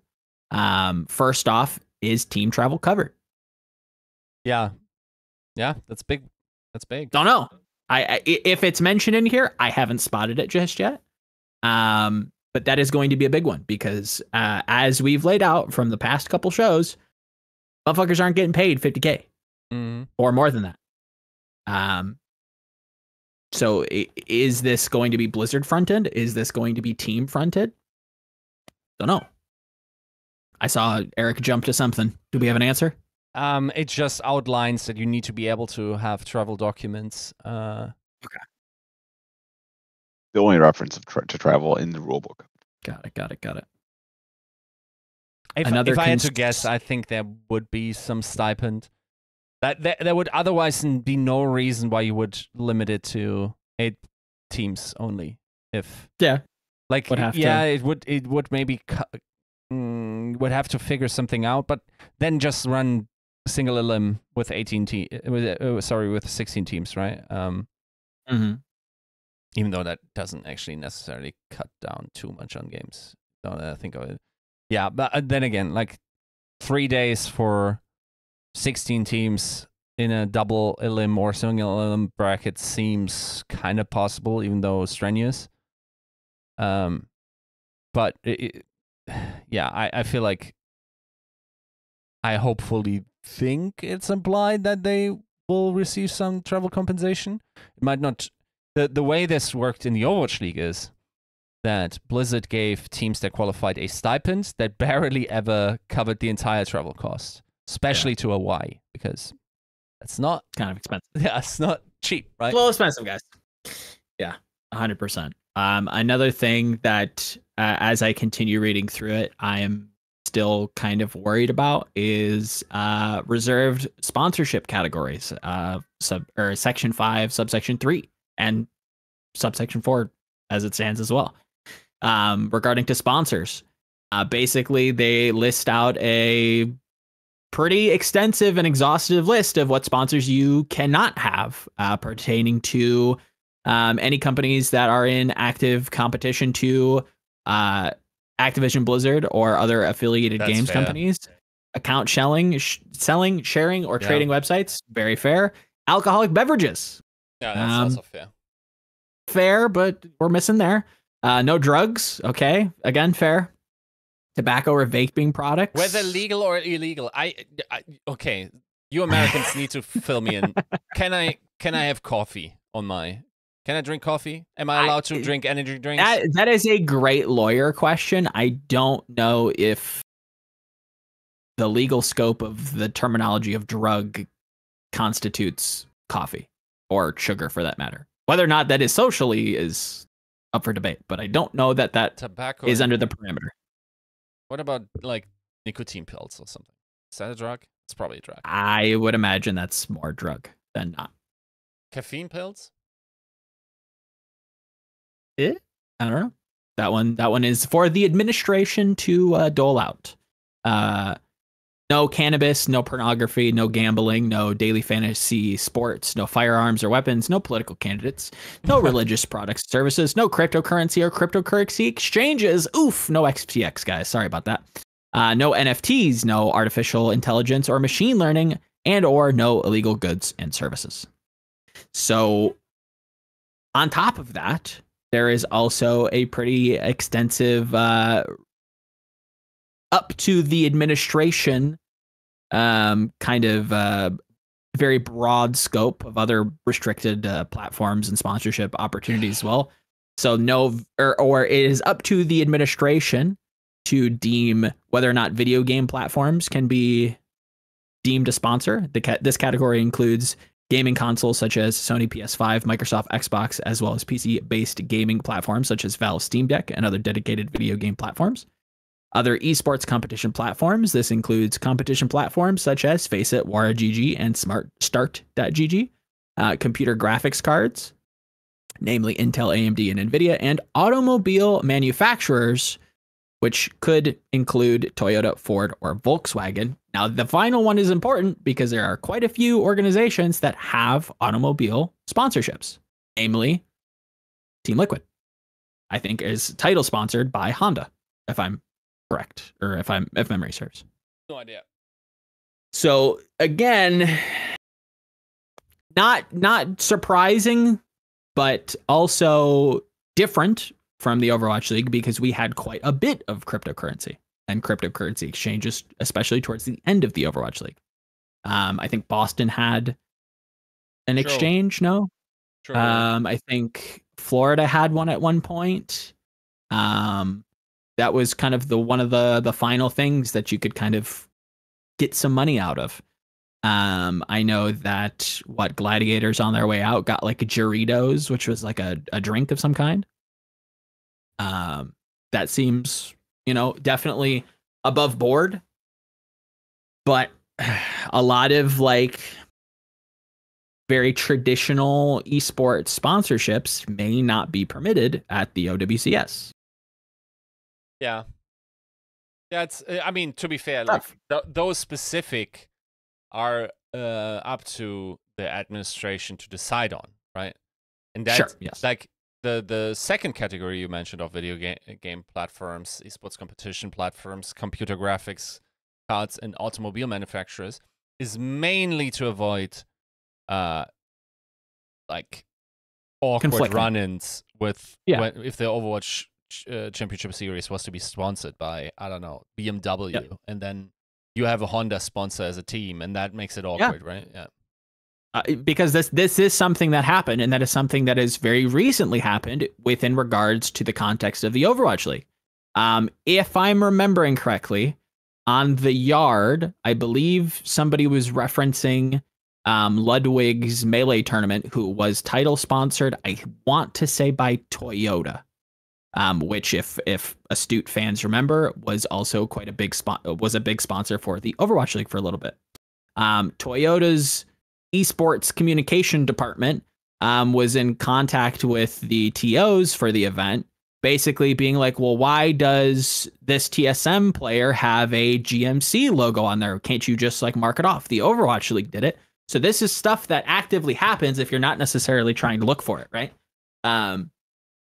It does cause for some weird kerfuffles when you have brands and sponsors kind of trampling over each other and trying to, one is a title sponsor, the other one is a team sponsor. How does that kind of coexist? Most of the time, I would imagine it doesn't. And that's why black duct tape is very nice at esports events, because you have to hide that stuff sometimes. Especially around like the production headphones and like the paraphernalia. Nobody gets any free sponsorship, guys. Everybody's got to pay for airtime. So yeah, it's going to be a little weird, especially if we're trying to court some traditional or endemic esports org. Let's put it that way. So that's another interesting rule book finding. What's also what I was also thinking about? Okay. I think Molly would have to name change, no? Molly? Maybe? I feel like you can articulate that to be just pretty normal. I feel like, and a very famous name ban was, Fried Wiener. Cool Matt. Big one. Yeah. I don't think you can articulate that 69 is just so happens to be your favorite number. Yeah. I think that's a little bit ubiquitous at this point. Mm-hmm. I feel like you can. Molly skirts the edge, and I think you probably get away with it. Speaking of Fried Wiener, like you saw this video as well, but there was a random Fried Wiener signing in some Korean YouTuber's channel where he like randomly Fried Wiener was interviewed. And apparently he's currently studying in South Korea at Yonsei, which is like the elite university in Korea. Like if that boy says that to a Korean, they will go, "Oh, really?" Like, so it's pretty interesting where some of those folks ended up. Motherfuckers can grind. They get to the gym. They start working on their studies, but smoke that loud pack, and suddenly they're at elite university. They're smoking loud packs and missing EMPs, and they're at elite universities. Yeah, baby, that's our alumni right there. We claim Fried Wiener. Okay. 99 EMPs. FRD hits none of these. Is there anything else within the rulebook that kind of caught your guys' eye? I do. The big question mark that we have is regarding the circuit point distribution, allocation, and potential capping. No Zoomers. I'm not talking about if I'm lying or not. But as teams maybe shuffle inter or cross region, how do your circuit points help your team to qualify? There is quite a bit of ruling regarding that, and we will probably those be are trying Albert to digest clauses. that. Okay, you get rule Yeah, booked. 100%. That's where it happens. Okay. No more who are you signing? No more fucking sniping motherfuckers from Korea to try and boost your land chances. There's quite a bit of hurdles to jump through. I will say one concern that was previously raised is around residents, and I can say that seems to be pretty airtight. So if Eric goes to the resident players, be it a citizen or permanent. I was about to suggest thinking of Resident Evil, or Resident Sleeper. Resident players, be a citizen or a permanent resident in a region within an OWCS. Thank you. Give us a sec.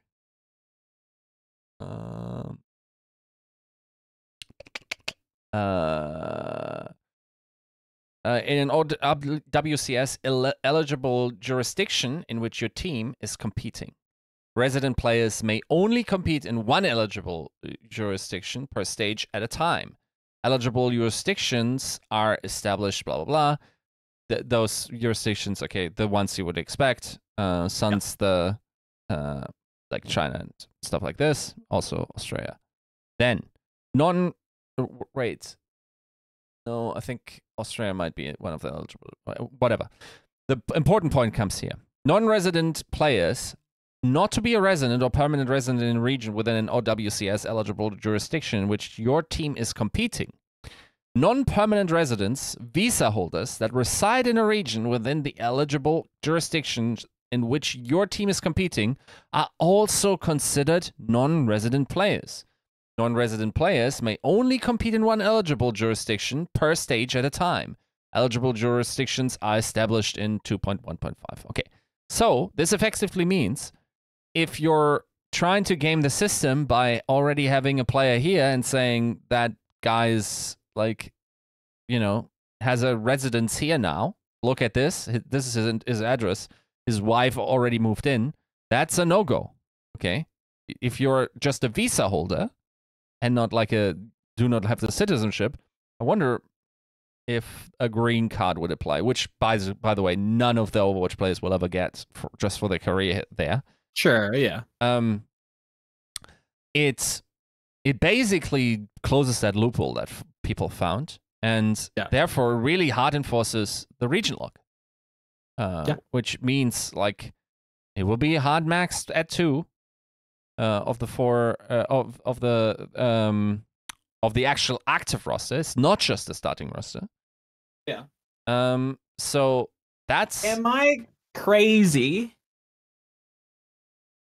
Because you quoted it as like an Albert clause, right? Like you want to try to like get out. You want to try to make these rules as airtight to not have anybody, weaponizing the rule set to their competitive advantage. Right. Which I respect those people. Okay, if you're gonna read the rule book and you find an advantage to leverage, you fucking get after it. Okay. Now, am I crazy, or does the timeline of events, especially with what he was quoted or screen capped, does that not contradict itself, and does that not point towards maybe some of the first public feedback being implemented into the rulebook? I don't know. I think the problem is the ambiguity of the term resident. Sure. Even in common parlance might have very different meanings. I feel like resident in English can both refer to someone with a permanent residence or just someone that resides somewhere, right? Sure, that too. So that ambiguity invited some rule gaming. I feel like any self-respecting rule maker kind of saw this. And like the fact that it is in there now probably suggests that it was always going to, like the spirit of the rule was always going to be this. I don't think they would add something this quickly to this.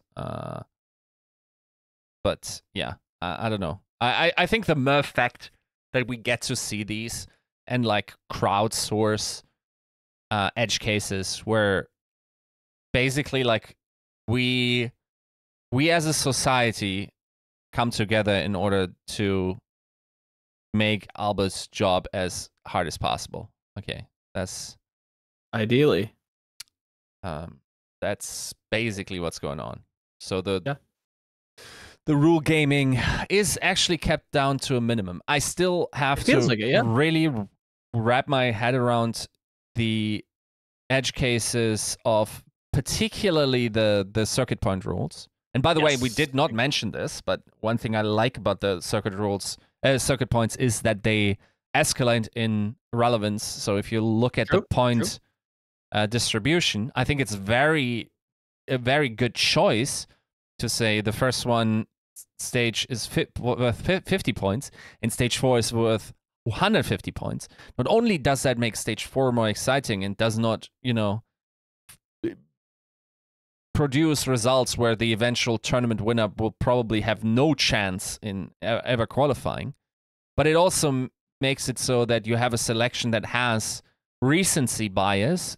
Here, the good kind of recency bias, because you do not want a team that dominated stage 1 and stage 2, your meta changes, and then stage 3 and 4, they are complete ass.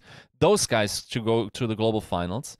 You want the most recently dominant team, maybe one that's dominated stage 3 and stage 4 rather than 1 and 2, to be privileged in their qualification, as that is the best proxy for a good tournament performance and for making your international finals, your championship, to be of the highest quality. I think there is a lot of discourse regarding this in other esports. I would echo a lot of your points that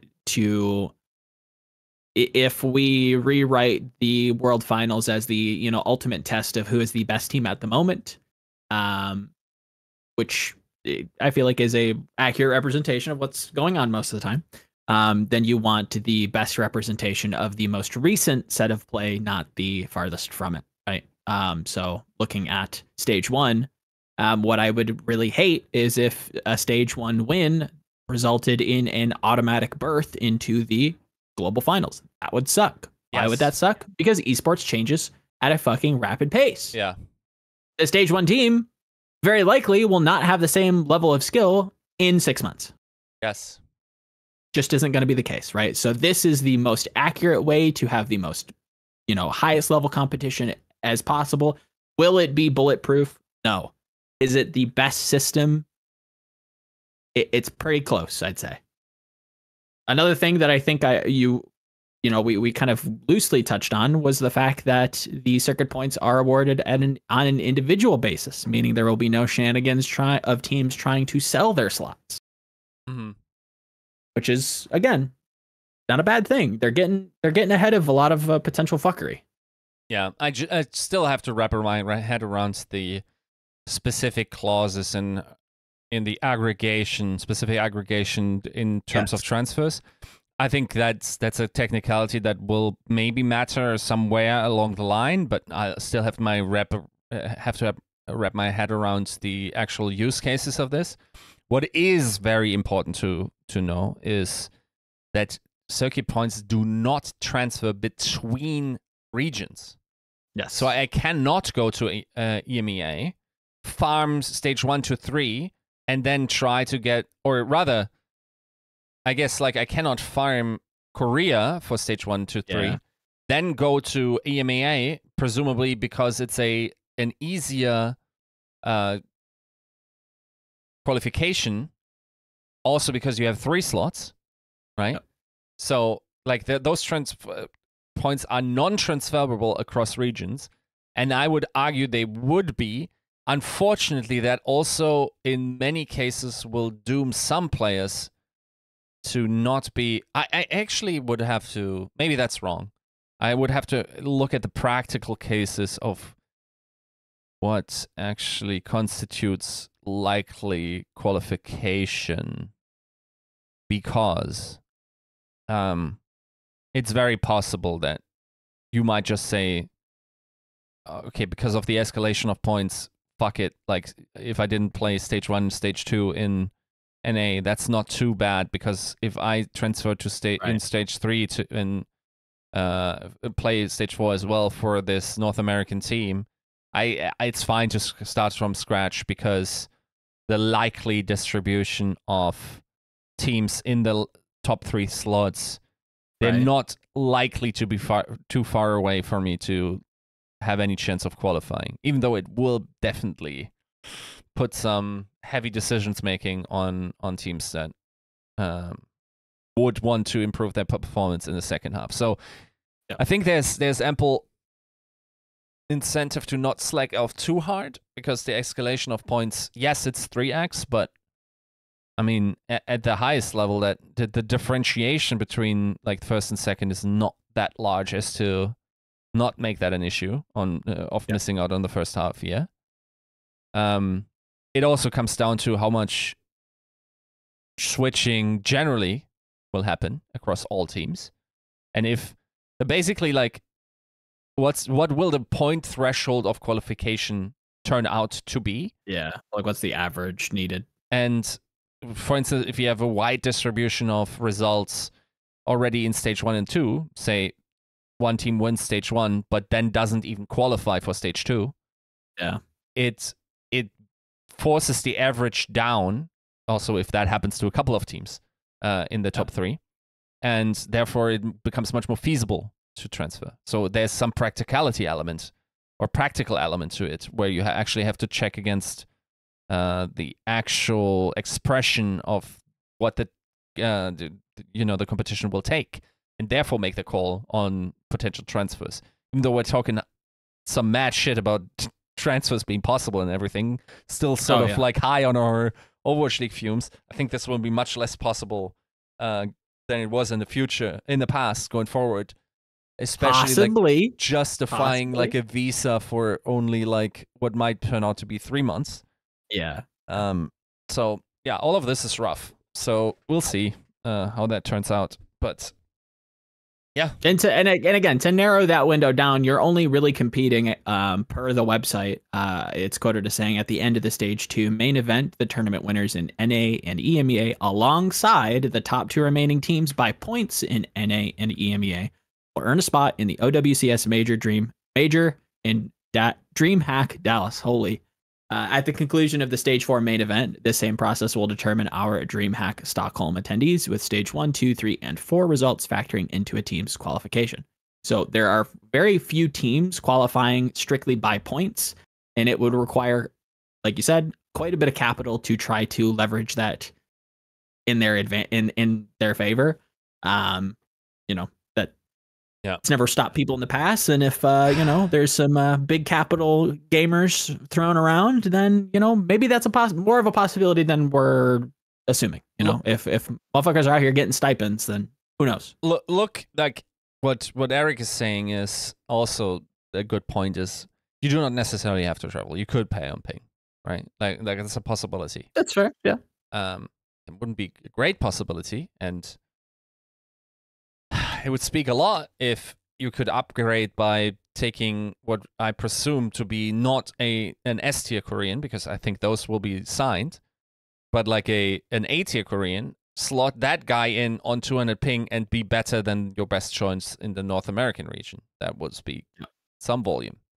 But yeah, I think that it's definitely possible for folks to do that, and I do not think the system should accommodate. I probably will. Maybe we will have, ping settings and whatnot once again. But that's, by the way, hey, that's not in the rules. What is it? Can you look up latency? Or? Oh yeah, seeing if there's any ruling on ping. Playing from a ping would probably not be the word. It would be latency, right? Yeah, I know for sure. Yeah. Yeah, so like cursory search does not include this. So the respective ping region is not defined in the rule set, or who sets the location of the server, which even in intercontinental competition in NA, to my understanding, matters a lot, right? Like if you're a West Coast team and you're playing an East Coast team, where the server is pretty important. So all those matters of latency have not been named in the rules. Now, maybe that's whatever software assist server host all matches will be played on the applicable region listed below. North America, all matches will be played in USA Central. Oh, okay. It is mentioned. Okay, sweet. All matches will be played in the game Netherlands. That's actually a big... It's a big deal for Europe, for sure. Yeah. So this Central is awful for Korea, for instance. Oh, yeah. Netherlands is not great for... It's not too bad, to be fair. But yeah, usually like for NA viewers, there's usually some separation between Eastern European servers. Most Central European servers will either be Netherlands or Frankfurt. And then there would also be some more Middle Eastern-ish servers. I'm actually not sure where that location would be, but I think they also very frequently play. But famously, for instance, League of Legends had like the EU West and EU Northeast, I think, separation for a long time, getting like all the Eastern European states and also Northern in there to allow for better ping regions. I'm not sure if this. I think they got rid of this now. But okay, so we have figured that out. That they do not say that they will normalize for that particular ping region. So location might matter a lot. It definitely advantages if there is no ping normalization, right? Yeah. Then being a Texan team is actually not that bad. Good. Right? And we know that Blizzard has the ping stabilization tool, but will that be doled out to everybody? I know that the tournament realm type of verbiage is used a little bit in the rules, which means that at some point, face it, an EFG may ask players to participate on the tournament client and give access. So that's also an interesting point. Yeah, as we go through the rule set, we will definitely be talking about this stuff because we have it. We might as well weaponize it and try to make this the best product possible through nothing else but sheer nerd power maximized. Just try to find the loopholes and blow them up as big as we can, right? Yeah. Also, like I just saw, like, okay, your account needs to be in good standing. That's also one rule stipulation, right? Sure. Proper posted on Twitter that he's been banned. Did he just get banned? Yeah. Of course, like it's very, very likely to be just mass reporting because this guy actually is a living cheat code. So I hope this gets resolved, but yeah, that's weird. Yeah, let's hope for the best that this is cleared up before any of this hits the ground. Keep in mind, OWCS starts in South Korea in 2 weeks, right? So yep. So that's got to get pretty quickly remedied because their roster lock probably has to be even sooner than that, right? Yes. So Godspeed, proper. Godspeed. Anything coming down the pipeline as we wrap up? No, it's just same old, same old. Yeah. Friend of the show, Baroy, tweeted, appealing as a side job if you're not concerned about income. About the I mean, it's not a lot of money. That's why I'm concerned about the teams kind of slow rolling things and not a lot of teams being interested. But you do have some evidence points that combats me, but we'll see. We will see. Yeah. No, but nothing really like that I would point out at this stage to come down the pike. We'll see. All right. Beautiful. In the meantime, enjoy some Overwatch. Get ready. February. Gonna get some competitive action once again. First season of the OWCS. In the meantime, I will probably be playing Stormgate and playing a shitload of World of Warcraft as Phase 2 is right around the corner. When does it launch? Phase 2 for Season of Discovery launches February 8th. Oh, so damn. About a week. Yeah, a lot of new changes, a lot of very good changes. I have never been so happy at how good the is World of Warcraft development. I can send you some links. Druid's very good now and probably will continue to be nice. So, if you're a Druid player, shout outs. Yeah, that's what I'm doing. I'm so over Pal World, it's not funny. But yeah, that's it. 331 in the bag. We will see you next week with hopefully some maybe more news. We can just keep getting very lucky with news drops. So maybe we'll have more news for you. Who knows? Until then, Godspeed, proper. Peace.